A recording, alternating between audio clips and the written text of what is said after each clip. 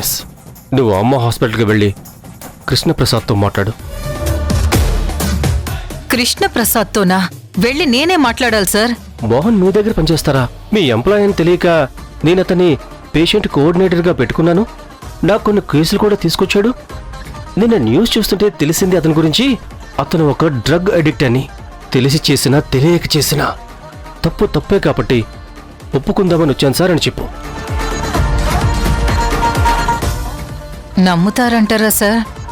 నీ దగ్గర ఇంతకంటే గొప్ప ఐడియా ఏమైనా ఉందా? లేదు. సో ఇదే బెటర్ ఐడియా. ఒకవేళ టాస్క్ ఫోర్స్ అడిగినా, కోర్టులో ఝాన్సీ అడిగినా ఇదే నువ్వు చెప్పు. ఎందుకంటే పేషెంట్ కోఆర్డినేటర్స్ ఉంటారు.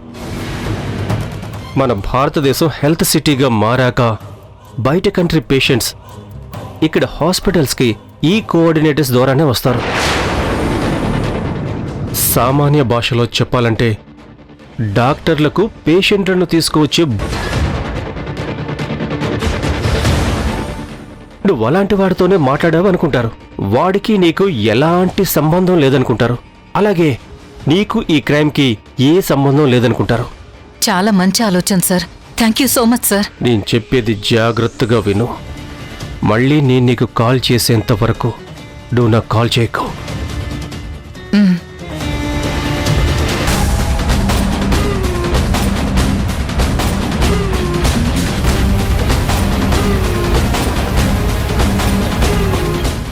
ఓకే, ఉంటాను. Okay sir.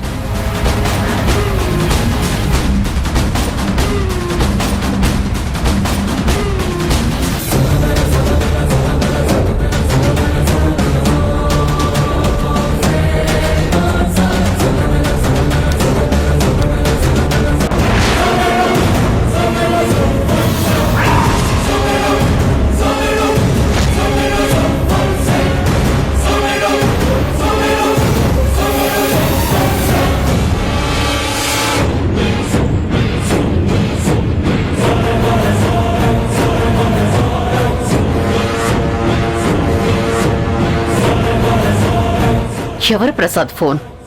ఇంత అర్ధరాత్రి పూట? దీపక్. దీపక? షేటే బావున్నాడా? ఏదైనా ప్రాబ్లమా? అలాంటిదేం లేదు, అంతా ఓకే. ఫోన్ నాకిస్తే నేను మాట్లాడేదాన్ని కదా. మాట్లాడిస్తాను, కానీ వాడికి కాస్త కోపం తగ్గనివ్వు. నీ మీద ప్రేమ, నా మీద కోపం ఎందుకు ప్రసాద్?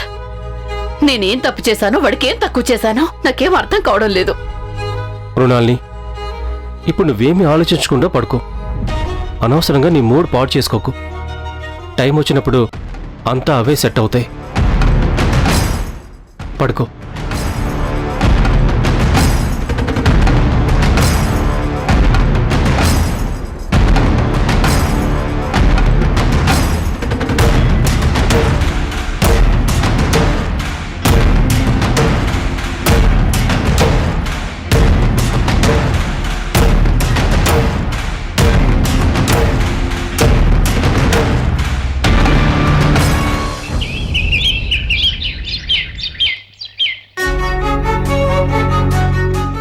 అనయ్య, రాత్రి గౌతమ్ ఇంటికొచ్చాడా అన్నయ్య?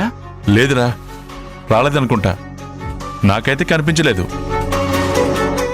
మరి ఇంటి ముందు బైక్ పార్క్ చేసి ఉంది కదా అన్నయ్య. ఇంట్లో లేడంటే బైక్ కూడా లేకుండా వాడు ఎక్కడికి వెళ్ళి ఉంటాడు?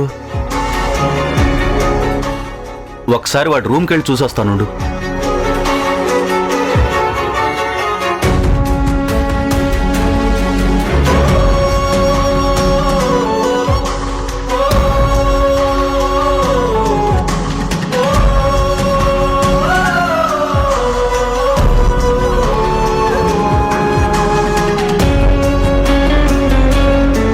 అనయ్య, రూమ్లో కూడా లేడు. రూమ్లో లేడు, ఇంట్లో కనిపించడం లేదు. అసలు రాత్రి వచ్చాడా లేదన్న విషయం కూడా తెలియడం లేదు. అవునన్నయ్య, ఏం అర్థం కావట్లేదు. నానా నానా ఇప్పుడు మీకు ఎలా ఉంది? అంతా ఓకేనా? పెయిన్ తగ్గిందా? పర్వాలేదురా. నానా అది రాత్రి గౌతమ్ ఇంటికి రాలేదు, మీరేమైనా చూసారా? నాకు తెలియదురా, నేనేం చూడలేదు. అసలేం జరిగింది? గౌతమ్ బండి ఇంటి ముందే పార్క్ చేసి ఉంది, కానీ మనిషి మాత్రం ఇక్కడ లేడు. చంద్ర వెళ్ళి తన రూమ్లో కూడా చూసొచ్చాడు. ఇంట్లో ఎక్కడా కనిపించడం లేదు. ఎక్కడికి వెళ్ళాడో అర్థం కావట్లేదు నాన్న. అసలు ఇంటికొచ్చిన మనిషి ఇంట్లో కనిపించకుండా ఏమవుతాడు?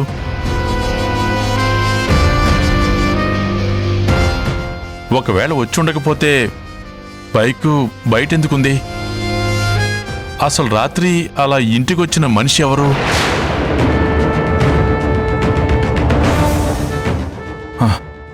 ఏంటో పేరుకు మాత్రం పోలీస్ ఆఫీసరు, పేరుగల పెద్ద లాయర్ ఇల్లు, కానీ ఇంట్లో ఏం జరుగుతుందో ఎవ్వరికీ తెలీదు. మృణాల్ని నువ్వేనా చెప్పు. నేను లాయర్ని, స్పైన్ కాదు. ఇంట్లో ఏం జరుగుతుందో తెలుసుకోవడానికి నేనేం అందరికీ కాపలా కాదు. ఇంట్లోకి ఎవరు వస్తున్నారు, ఎవరు పోతున్నారో తెలుసుకోవడం నా డ్యూటీ కాదు. లాయర్ నేనంత మాత్రాన అన్నీ నాకు తెలిసే జరగాలని రూలేమీ లేదు కదా. ఎవరు రావద్దు అని బయట బోర్డు కూడా ఏం లేదు. అయినా నేను రాత్రి చెప్పాను పోలీసులకు ఫోన్ చేద్దామని.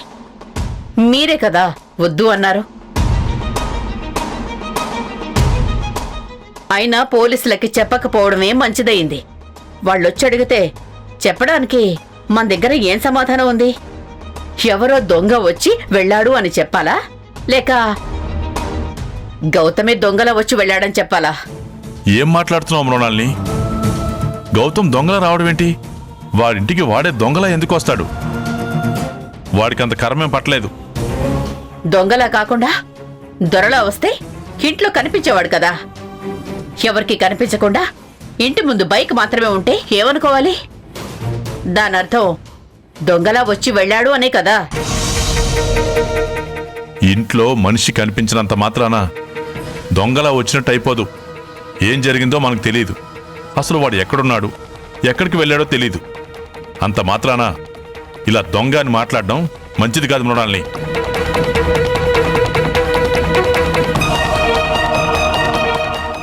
నేనేమి నింద వేయట్లేదు, జరిగిందే చెప్తున్నాను. అబ్బాబ్బా, ఆపుతారా మీ గొడవ? ఏం జరిగిందో తెలియటం లేదు, ఎక్కడికి వెళ్ళాడో తెలియటం లేదు. అది ఆలోచించడం మానేసి మీరిద్దరు ఎందుకు ఇలా గొడవ పడుతున్నారు? ముందు వాడు ఎక్కడికి వెళ్ళాడు అనేది తెలుసుకోవడానికి ప్రయత్నం చేయండి. తప్పిపోయిన వాళ్ళనైతే ఎక్కడున్నాడో తెలుసుకునే ప్రయత్నం చేయొచ్చు డాడ్. దొంగలా వచ్చి వెళ్ళిన వాళ్ళ గురించి ఎలా తెలుసుకుంటారు?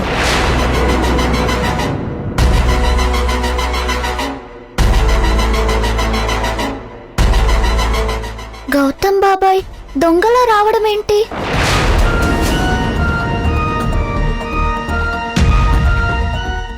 నైట్ మన ఇంటికొచ్చిన దొంగ గౌతమ్ బాబాయ్ కాదు, వేరే ఎవరో.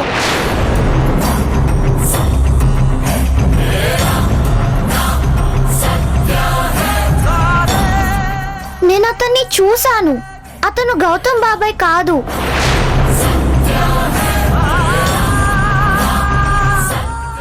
ఏయ్, నీకేం తెలుసు?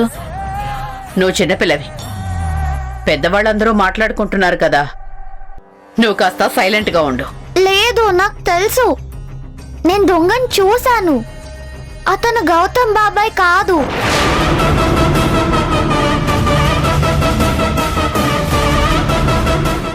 ఆపుతావా? వేరేడంత లేవు. మాకెవరికి కనిపించిన వాడు నీకు కనిపించాడా? అయ్యో, నేను చెప్పేది నిజం. నేను అతన్ని చూశాను. నాకు భయమేసి వచ్చిన తర్వాతే అతను పారిపోయాడు. తను గౌతమ్ బాబాయ్ కాదు. ఏయ్, నీకొక్కసారి చెప్తే అర్థం కాదా? మాట్లాడకు అని అంటున్నాను కదా. మన వాళ్ళని వదిలేసేయి. స్వీటీ నువ్వు లోపలికెళ్ళు. నేను చెప్తున్నాను కదా, వెళ్ళు.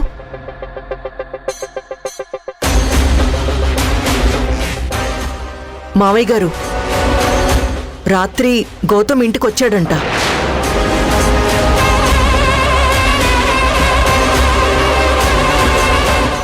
బైక్ పార్క్ చేసి ఒక్క క్షణం కూడా ఉండకుండా నడుచుకుంటూ వెళ్ళిపోయాడు. రాణి వాళ్ళ ఇంటికి వెళ్ళాడంట.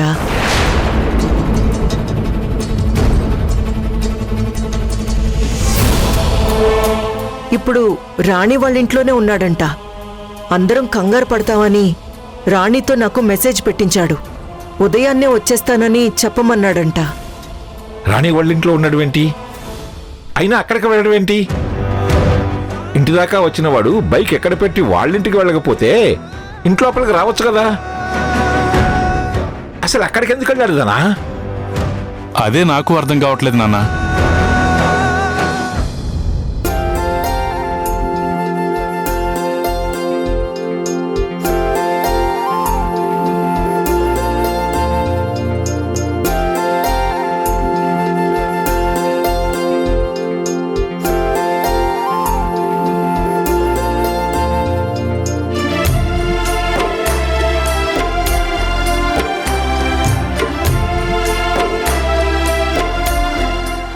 బాబుగారు రెడీ అయిపోయారా? అప్పుడే షూస్ కూడా వేసుకుంటున్నారేంటి? టిఫిన్ తిని వెళ్దురు గాని. వద్దురాణి, ఇంటికే కదా వెళ్తున్నాను, నాకు ఆకలిగా కూడా లేదు. కనీసం కాఫీ అయినా తాగి వెళ్ళండి. ఒక 2 minutes లో తీసుకొచ్చేస్తాను. రాణి, ఇప్పుడేం వద్దురాణి, త్వరగా ఇంటికి వెళ్ళాలి. అక్కడ అందరూ కంగారు పడుతుంటారు. అమ్మ కూడా నా కోసం ఎదురు చూస్తూ ఉంటుంది. నేను వెళ్తాను రాణి. ఏమైంది బావగారు? ఏం వెతుకుతున్నారు? ఫోన్ కనిపించడం లేదు. అవునా, ఏమై ఉంటుంది? లోపల బెడ్ మీద ఉండుంటుందా? నేనే తీసాను రాణి. ఛార్జింగ్ లేదు, అందుకే ఛార్జింగ్ పెడదామని తీశాను. ఇదిగోండి సార్ మీ మొబైల్, ఛార్జ్ అయిపోయింది. అవును సార్, ఇప్పుడు ఎలా వెళ్తారు? బైక్ కూడా లేదు కదా. సరే సార్, నేను డ్రాప్ చేస్తాను. నేను డ్రెస్ చేంజ్ చేసుకుని బైక్ కీస్ తీసుకుని వస్తాను. ఇప్పుడే వస్తాను, వెయిట్ చేయండి.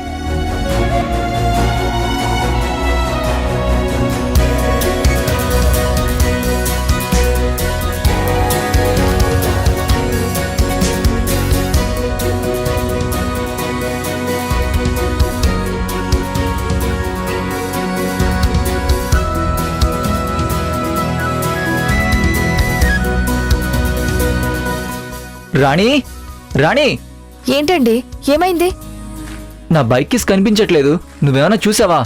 లేదండి, అక్కడే టేబుల్ మీద ఉండాలి కదా. ఉండండి, నేను వెతుకుతాను. పర్లేదులే, నేను వెళ్తాను, ఏ ప్రాబ్లం లేదు. ఉండండి బాబుగారు, డూప్లికేట్ కీస్ ఉండాలి కదా, అవి తీసుకొస్తాను.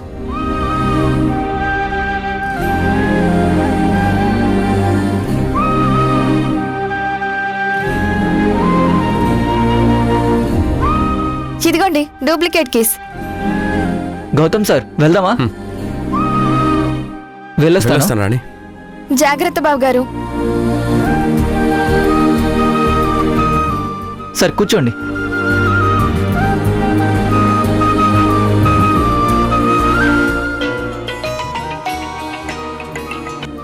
అక్క, చెప్పక్క, ఇప్పుడే బావగారు బయలుదేరారు.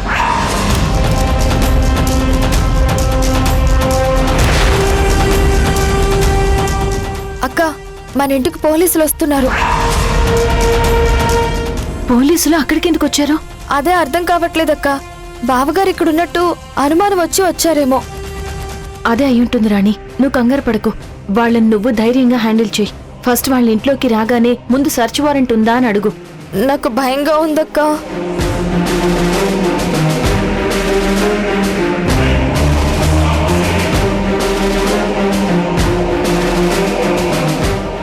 మేడం, మీ ఇంటిని సెర్చ్ చేయాలి. మాకు కొంచెం కోఆపరేట్ చేయండి. మీ ఫోన్ కూడా స్విచ్ ఆఫ్ చేసి మాకు హ్యాండ్ ఓవర్ చేయండి. Shit, damn it. Search warrant ఉందా అని అడుగు రాణి. రాణి, నిన్నే, త్వరగా అడుగు. రాణి, ఏమైంది రాణి? ఉందా అని అడుగు. మా ఇంటిని సర్చ్ చేయాలా? ఎందుకు? గౌతమ్ గారు మీ ఇంట్లో ఉన్నట్టు మాకు అనుమానంగా ఉంది. సరే, మీ దగ్గర సర్చ్ వారెంట్ ఉందా? సర్చ్ వారెంటా? రాణి, ఫోన్ లౌడ్ స్పీకర్లో పెట్టు. హలో సార్, నేను అడ్వకేట్ ఝాన్సీని. మీ దగ్గర సర్చ్ వారెంట్ ఉందా?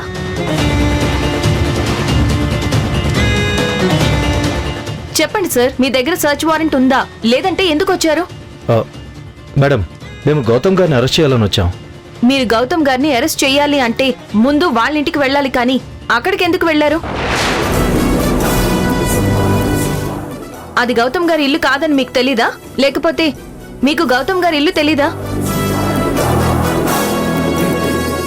అసలు మీ దగ్గర సర్చ్ వారెంట్ ఉందా? మేడం, అది లేదు మేడం.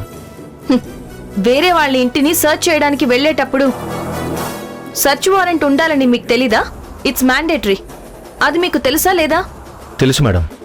అయితే వెళ్ళి ముందు సర్చ్ వారెంట్ తీసుకురండి, ఆ తర్వాత సర్చ్ చేయండి. పదండి.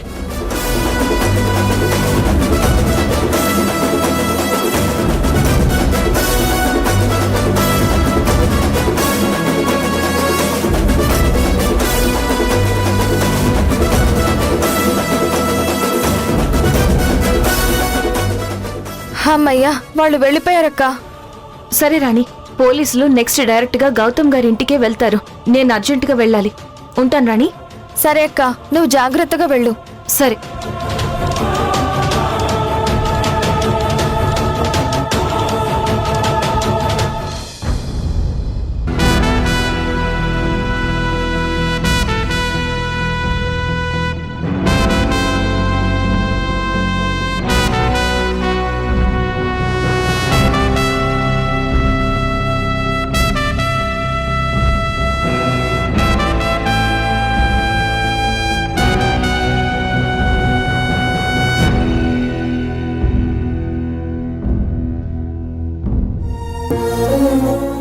గౌతమ్,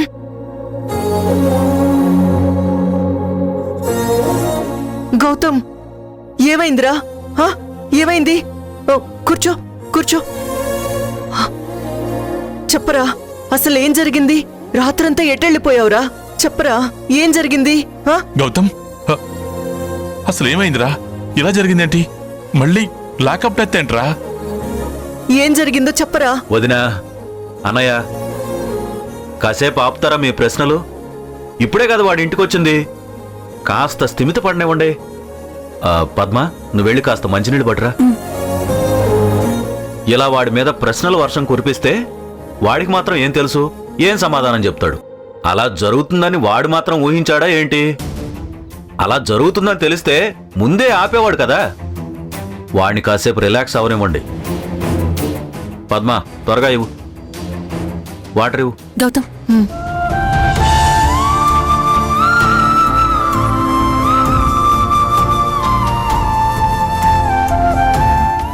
బాబాయ్, వచ్చేసావా?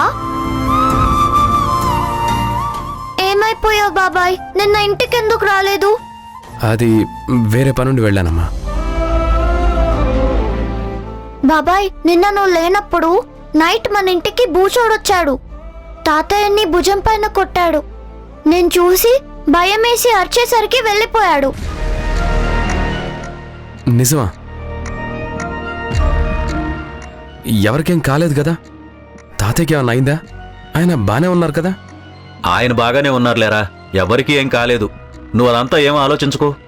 ఆడెవడో దొంగతనానికి వచ్చిన దొంగై ఉంటాడు. స్వీటీ చూసి అరిచేసరికి పారిపోయాడు, అంతే. ఎవరికీ ఏం జరగలేదు. గౌతమ్, ఏమైనా తిన్నావా లేదా? తినాను తాతయ్య. మీకెలా ఉంది? దెబ్బలేమైనా తగిలాయా? మనసుకు తగిలిన దెబ్బల ముందు ఈ శరీరానికి తగిలిన దెబ్బెంతలేరా? ఇప్పుడు పడుతున్న బాధల ముందు ఆ నొప్పక బాధ కాదులే. లేదు బాబాయ్, తాతయ్యకి పెద్ద దెబ్బ తగిలింది. అక్కడ రైట్ షోల్డర్ పైన ఆ బూచోడు కర్ర తీసుకొని కొట్టాడు. కావాలంటే చూడు. తాతయ్య, తాతయ్య, సారీ తాతయ్య. పెద్ద దెబ్బే తగిలినట్టుందిగా. నన్ను వదిలేరా, మెడిసిన్ పడితే అదే తగ్గిపోతుంది.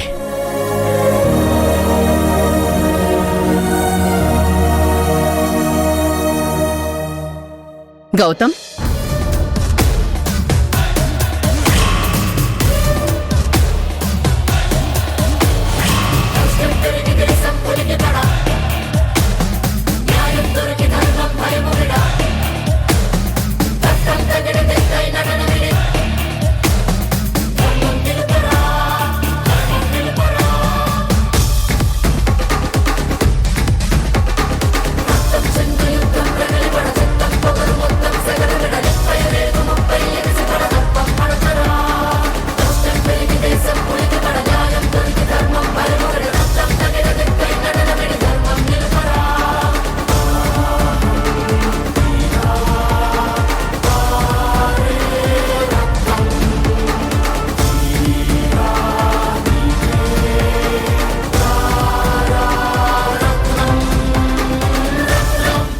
గౌతమ్ సార్, మీకోసమే వచ్చాం. చిన్న ఇంట్రాగేషన్ ఉంది. మీరు ఒకసారి స్టేషన్కి రావాల్సి ఉంటుంది. ఎవరు రావాలి స్టేషన్కి? నా మనవుడు స్టేషన్కి రావాలా? నా మనవుడిని ఇంట్రాగేషన్ చేస్తారా? ఎవరింటికి వచ్చి ఏం మాట్లాడుతున్నారు? సార్ ప్లీజ్ కోపడకండి. ఏదో జస్ట్ ఫార్మల్ ఇంట్రాగేషన్ అంతే. ఫార్మల్ లేదు, ఇన్ఫార్మల్ లేదు. ముందు బయటకు నడవండి. జస్ట్ ఒక ఇంట్రాగేషన్ కోసం పిలవడానికి ఇంతమంది పోలీసులు ఎందుకు? అదే కదా, ఇంట్రాగేషన్ కోసం పిలవాలంటే ఆఫీసర్ వచ్చి ఇన్ఫార్మ్ చేస్తే సరిపోతుంది. ఇంతమంది అవసరం లేదు, వెళ్ళండి. బాబాయ్, మీరెవరూ భయపడకండి, ఏం కాదు.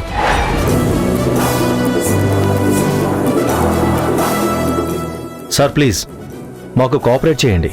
మీరు ఇప్పుడు మొబైల్ కూడా యూజ్ చేయకూడదు. ప్లీజ్ ఇటివ్వండి. సార్ ప్లీజ్ ఒక 5 minutes కాల్ చేసుకుంటాను. నో సార్, ప్లీజ్ అర్థం చేసుకోండి. మీకు కూడా తెలుసు కదా, కాల్ చేసుకోవడం కుదరదు.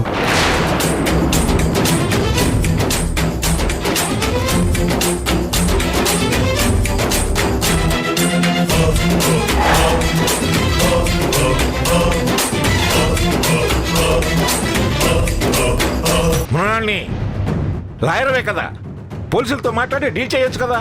సారీ డాడ్, ఈ విషయంలో నేనేమి చేయలేను.